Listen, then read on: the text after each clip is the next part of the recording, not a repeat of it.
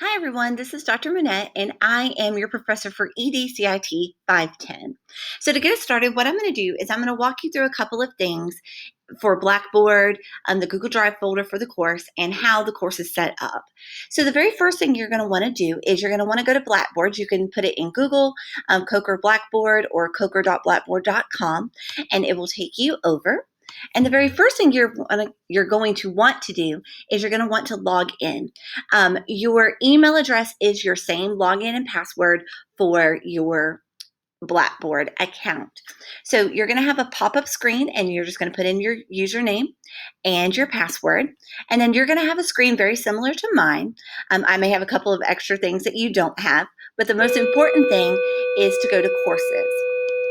So if you click on courses, you're going to have a lot of courses that pop up. You may have just a couple, or you may have some that say private or not available quite yet. So the very first thing you're going to want to do is look for the date that you are in for the course that you're taking. And something that I like to do is I like to put some courses into my favorites so I don't have to scroll all the way through all the courses to find what I'm looking for. So the star is very useful. If you click it, it will pop it up in your favorites, and then you can click on your courses a little bit quicker, especially when you get to your technology and you may want to go back and look at what you learned in 570 and 560 for 580 and 590. So the star will pop it up into your favorites, which will be very helpful.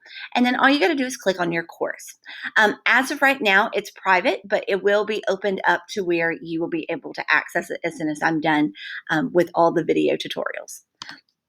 So once you click on the class, the first thing I'm going to do is I'm going to put it into student mode so it looks a little bit more like what you're going to see. So here we go. And the couple of things that you're going to want to know about the course are up here at the top first. There's a lot of icons. So the very first thing here is the course content. This is going to take you to the main page where you can go to all the folders and access all the assignments. Something that's very, very helpful is the calendar. So the calendar will let you know so you can plan accordingly. I like to look at mine for the month instead of the week. So you can kind of see how the course is set up when assignments are due and what you need to do throughout the week. And then you can click on the arrow to kind of plan to see, like, if you maybe have a vacation or something that's going to be coming up, you can kind of work ahead of time and kind of prioritize. A couple things about due dates. Most assignments are due on Sundays.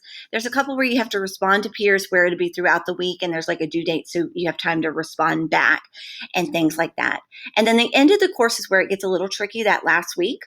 We don't end on that Sunday, so assignments are due a little bit differently that 1 week. So make sure that you're very mindful of the due dates for that. Another thing that's really important here, this is the discussion board. If you click on it, it will take you to all the discussion boards for the class. And you also have here the grade book. So when you click on it, it'll show you how you're doing for the course. Now, something about this course is I do grade it by points. So you can know what your grade is and where you stand at all times just by adding up your point totals. So right here, you'll get your point totals as it goes, and then you'll have feedback. And then, of course, the due dates are here as well. So you can see all the assignments. And then the last thing right here is messages. This will, any messages from the class will be here, and you can access those as well. So going back to the course content, the way this is set up is right here. You have 7 folders. So you have your weekly assignments. So for each week, you'll just click on these and it will tell you what to do. There's going to be a Google slide with weekly directions and guidelines. And anytime there's a link where we're going to be going to Pearson or you need to watch a video or something like that, it's going to be linked in here. It will also be linked in the weekly direction and guidelines, which I will show you in just a minute. So for each week, you just click on the folder and it will accordion down and it will show you everything that is due for the week. So the very first thing, like I said, you're going to see is the week 1 directions and guidelines. So click it and it will take you to the Google slide that looks a little bit something like this. And the Google slide, here's each of the weeks. So you just click on the week that you need, and it will pop you over to what is going on for the week. So it gives you an overview, tells you what to do. There's links in there that will link you to what you need to go to. So things like the survey, the syllabus. So use those hyperlinks. They're very, very helpful. And then there are some assignments that are due in Pearson Revell and also some assignments that are due in Blackboard.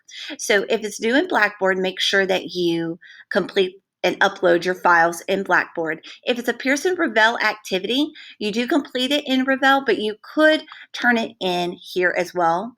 And I will grade it in Revell, and then I will insert your grade. So there's nothing to put in for Pearson Revell assignments in Blackboard, but to make the notification go away saying that it's late, you can just turn it in blank, and then I will input your grade since we're using Revell for that. And then anytime there's a discussion board, it will tell you what to do as well. So just make sure that you are using the weeks to help guide you, but also the weekly directions and guidelines to link you to the material so you can see the rubrics and you can see the directions and everything like that. And it's like that for every single week. So week 1 all the way to week 6. Up at the top, this is our home base, and home base is very important. This is where you're going to find all the important information for the course. So you're going to find your course materials, and again, that's a folder, so it's going to drop down and it's going to accordion to where you can find the Google Drive folder, where you can get access to Red Shelf, which is our online e-textbook provider, which is part of your tuition. So you can opt in or opt out. Regardless, you are going to need the Pearson Revell for the Dynamic Child, the 2nd edition, and we do use the Revell software for the simulations and things for this class. So you can either purchase it through Pearson or through Red Shelf. Now, the nice thing about Red Shelf, it's already part of your tuition, so all you got to do is click on the link and then get your access code and put it into the Pearson Revell login. If you do decide to opt out or you're not quite sure how to use the Red Shelf, there is a video tutorial right here that you can use, which is very helpful. And then here's a link to the e-textbook that we will be using every single week and the Pearson Revell program. So this is going to be a very important link. I do link it into your assignments too, so you can click it and it will take you in. Same thing with the weekly directions and guidelines. Here's my professor contact information as well, so you can email me. I try to be really good about email and try to get back with you within 24 hours. I'm typically quicker than that, but if I'm out of town or something, I'll put an away message. But at least try to give me 24 hours to respond to you, and not wait till the last minute if you have an assignment that's due on Sunday so that I have time to respond to you. A couple of other things here, so that's your course materials, is support services through Coker. Coker does have a lot of support services that are offered to you. The IT help desk is very, very important. So if you have any issues with your technology, getting into your email, an issue with Blackboard, anything like that, make sure you put in an IT help desk ticket and they will help you. Here is a link to the Coker Library, the Learning Supports, the Student Success Center, and also Blackboard support. So if you're not familiar with Blackboard, you can use these links as well to help you. And there's lots of videos and lots of things that can help you. As for writing supports, we do use APA. So you do have to have the APA manual for this class, and you're going to use that for every single course. So it's a very important thing to have. But Coker also offers you the Writer Studio. And you can go to this link. So if you need, you want somebody to help you with your voice or with making your writing better, using the Writer Studio is a great resource that you could use. And then last but not least is the technology support for this course in particular. So we do use a lot of Google Drive and Google Chrome and things like that. So if you're not familiar with Google Drive, how to share files and things like that, there's a lot of videos in there that can help you and some things. Microsoft Office is a very nice thing to have. You can use Google Docs as well, but Microsoft does have some things that maybe you might want to use. It is free for students. So all you have to do is enter in your Coker student email address and follow the prompts, and you can download it on your computer, or you can use the 360 online version. There are some limitations with the online version.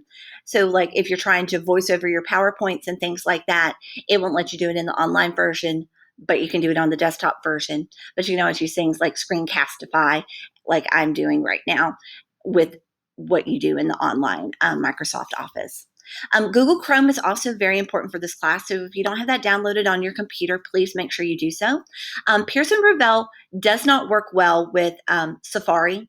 So if you're having issues logging into Pearson Revel or it's not loading, it's because it wants you to use Google Chrome.